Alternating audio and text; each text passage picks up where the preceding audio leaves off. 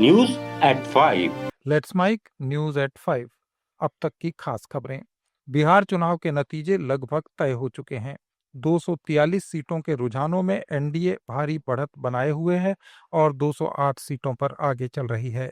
महागठबंधन सिर्फ 28 सीटों पर सिमटता नजर आ रहा है।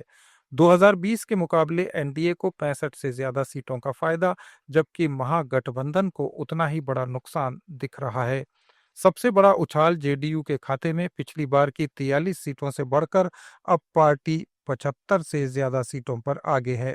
इससे साफ है कि नीतीश कुमार 10वीं बार मुख्यमंत्री बन सकते हैं। वहीं बीजेपी 95 सीटों पर लीड लेकर सबसे बड़ी पार्टी बनकर उभर रही है। महागठबंधन में आरजेडी 24 सीटों पर आगे है और कांग्रेस 61 में से सिर्फ 4 सीटों पर।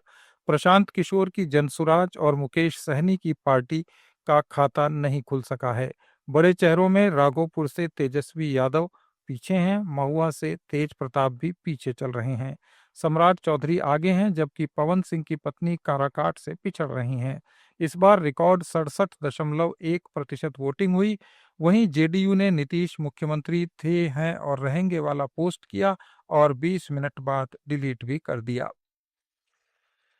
बीजेपी सांसद रविशंकर प्रसाद ने बिहार चुनाव के रुझान पर जनता का अभिनंदन किया। उन्होंने कहा कि बिहार की जनता ने जात पात से ऊपर उठकर आशा और विश्वास का वोट किया है। रविशंकर प्रसाद के मुताबिक मुख्यमंत्री नीतीश कुमार के काम को लोगों ने सराहा है, जबकि लालू यादव के जंगल राज को भी जनता ने याद रखा है। तो जनता ने इसको देखा है और लालू प्रसाद के जंगल राज को भी उनको याद है, खौफ, डर, तो उसको भी देखा है। तो आज मुझे बहुत गर्व है कि हमारा बिहार विकास के एक बड़े रास्ते पर चलने के लिए आज खड़ा हुआ है।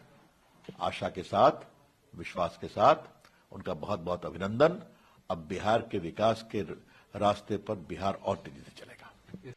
उधर कांग्रेस नेता भूपेश बघेल ने चुनाव प्रक्रिया पर गंभीर सवाल उठाए। बघेल ने आरोप लगाया कि इस पूरे परिणाम के पीछे सिर्फ एक ही व्यक्ति जिम्मेदार हैं, ज्ञानेश कुमार। उनका दावा है कि चुनाव में 65 लाख वोट हटाए गए और 21 लाख मतदाता जोड़े गए और ये पूरा जादू ज्ञानेश कुमार ने किया है। बघेल ने तंज कसते हुए कहा कि ज्ञानेश कुमार ने अकेले ही सारी कोशिशें की हैं और उन्हें इसके लिए बधाई दी। 8 लाख वोट काट दिए गए बिना कारण बताए और आवेदन 16 लाख के आए और 21 लाख नाम जोड़े गए। तो 5 लाख नाम कैसे? ये तो सुप्रीम कोर्ट में भी सवाल पूछा जा रहा है निर्वाचन आयोग को। तो ये जब 16 लाख आवेदन आए, 21 लाख लोगों के नाम जोड़े, तो ये करिश्मा ही है।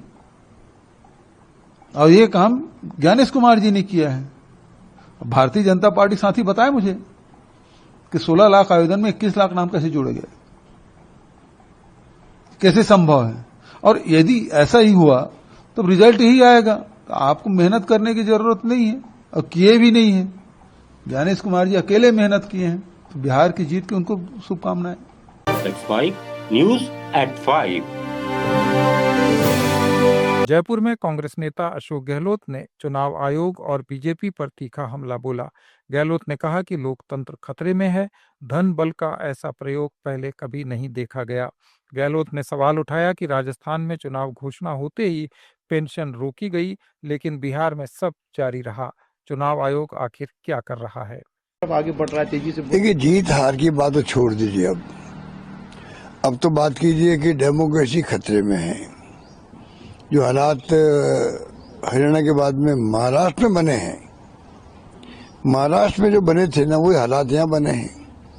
एक तरफा जीत सब पार्टियां साफ ही हो रही है और जिस रूप में ये धनबल का प्रयोग करते हैं ना, आप हम कल्पना नहीं कर सकते हैं कितने उम्मीदवारों को पैसे देते हैं, कितने पैसे बांटते हैं। कल्पना के बाहर की बात है, कल्पना के बाहर की बात है।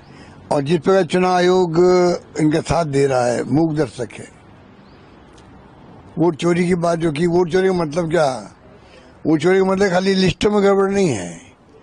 अगर आप निष्पक्ष चुनाव नहीं करवाते वो भी वोट चोरी है। रिगिंग होती है, आप चुप रहते हो, वो वोट चोरी है। कहने का मतलब, जो अगर चुनाव निष्पक्ष करवाने में सक्षम नहीं है इलेक्शन कमीशन, वो वोट चोरी है। न्यूज एट 5 में फिलहाल इतना ही। जुड़े रहिए लेट्स माइक के साथ।